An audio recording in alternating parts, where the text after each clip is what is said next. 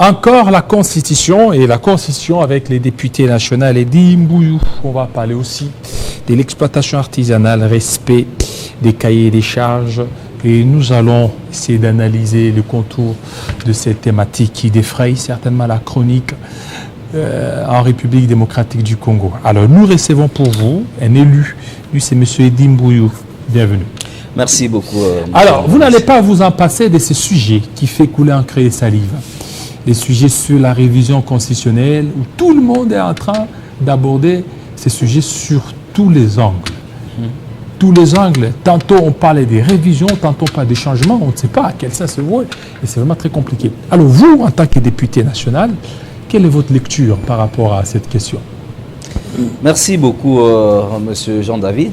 Je pense qu'en tant qu'élu de la province du Lualaba, ce n'est pas vraiment un tabou d'aborder ces thématiques de la révision constitutionnelle. Je pense le président de la République, qui est la haute autorité de l'Union sacrée. Oui, Monsieur Carly, la thématique s'est passée là. Vous pouvez changer un peu la thématique. Voilà, on y va. Allez-y. Oui, voilà. En tant que haute autorité de l'Union sacrée, il a trouvé qu'il était vraiment impérieux qu'on puisse passer à la révision constitutionnelle. Je pense que nous, en tant que membres de l'Union sacrée, parce que nous sommes de la plateforme Fifi Masuka, qui est notre autorité morale, je pense que nous avons ce principe-là d'aiguille et du fil. Je pense que nous sommes en train de suivre notre leader politique et nous pensons qu'il y a beaucoup de gens qui ont fait beaucoup de bruit. Je prends un exemple simple. Nous avons vu les gens qui ont apprécié par rapport à ce qui s'est passé de l'autre côté au niveau du ministère de la Justice. Je crois que les gens, et tout le monde parle que notre justice était malade et il y a eu des recommandations que nous devons passer et non au Conseil supérieur de la magistrature. Nous devons passer maintenant à un Conseil supérieur de la justice qui doit inclure tout le monde. Et avec ça, vous allez comprendre, M. Jean-David, pour que nous passions à cela, il est impérieux de pouvoir réviser la Constitution. Alors, vous dites pour passer, il est impérieux de pouvoir réviser la Constitution, effectivement, mais jusque-là, votre plateforme de Fifi Masuka, vous ne vous prononcez pas. Vous êtes un peu réticent par rapport à cette question. Non, Monsieur Jean-David, pas plus tard que hier. Je pense que lors de son passage dans la capitale Kinshasa, l'excellence Fifi Masuka, je pense, s'est exprimé lorsque il était en face du secrétaire permanent de l'Union sacrée, le prof Mbata. Je pense elle a été aussi pour la révision constitutionnelle. Je pense il a dit tout haut. Je sais que ceux-là qui disent qu'elle ne s'est pas encore prononcée, je me dis peut-être ils ont été distraits. C'était passé sur toutes les chaînes. Alors c'est vous voulez révision ou changement? Je pense la haute autorité a dit il y aura une commission qui sera mise sur place et cette commission va déterminer s'il sera opportun de faire une révision ou un changement. Un changement. Ouais. Alors, vous êtes député national, toujours dans ce cadre-là de contrôle parlementaire, vous aviez eu à mener un plaidoyer pour l'exploitation artisanale.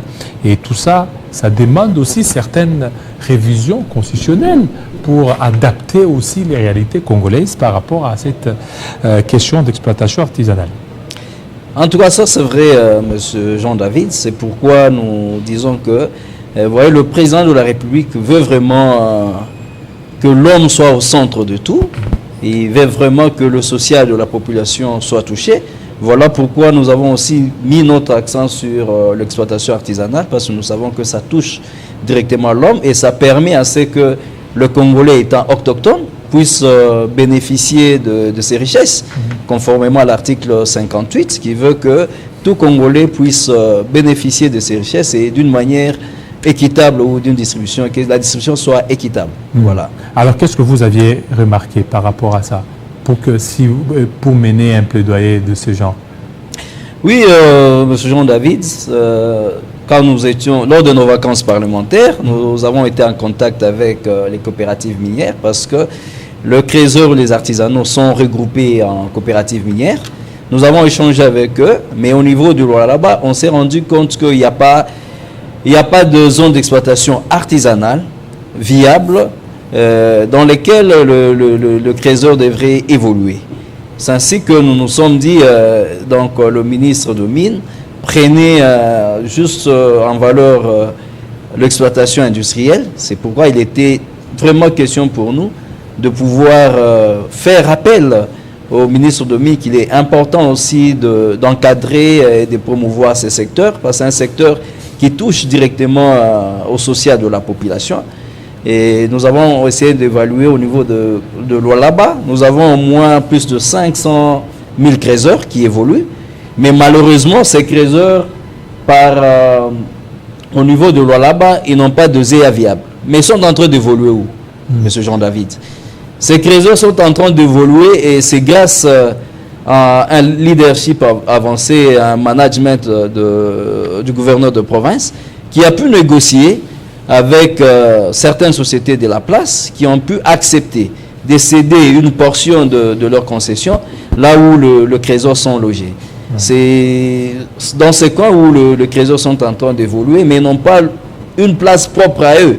Voilà pourquoi nous avons fait ces plaidoyers pour que le ministre de Mines puisse penser à l'encadrement et à la promotion de l'artisanat, parce que le chef de l'État voudrait que dans ces secteurs, que nous puissions avoir réellement une classe moyenne.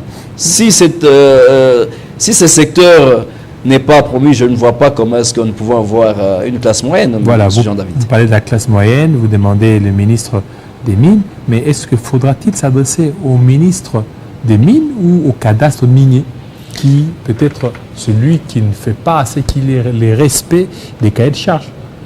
Bon, je pense que le cadastre minier, c'est parmi le service sous tutelle du ministre de Mines.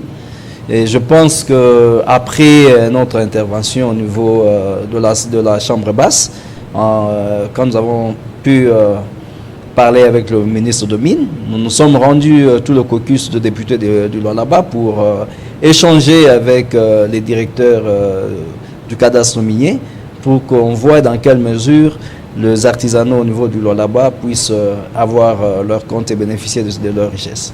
Voilà. Et ces artisanaux, ils travaillent dans des conditions pas très bien, là. Oui, je vous ai dit, nous avons plus de 500, mais avec le savoir-faire de Madame la gouverneure, je vous ai dit qu'elle a pu chercher à négocier avec certaines entreprises pour avoir un peu d'espace, mais ces espaces sont insuffisants. Et la conséquence, c'est laquelle, M. Jean-David? Ces creuseurs maintenant sont en train d'envahir les sociétés minières de la place.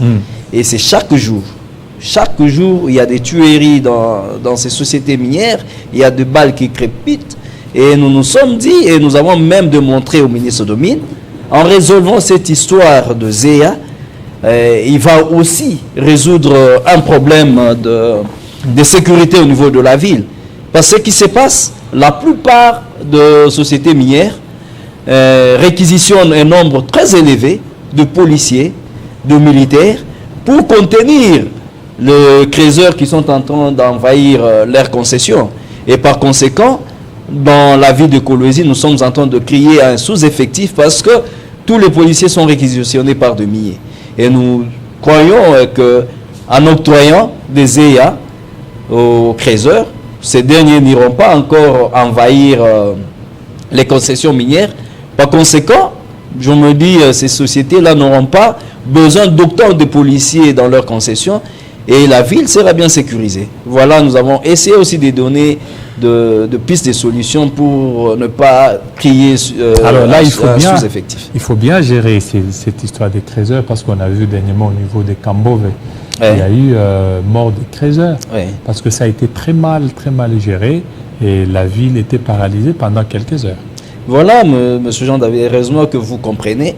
Nous sommes rendus compte que les grandes décisions se prennent ici à Kinshasa sans tenir compte de la réalité au niveau du terrain. Mais quand il y a de soulèvements, ce sont maintenant les autorités provinciales qui sont en train d'en pâtir.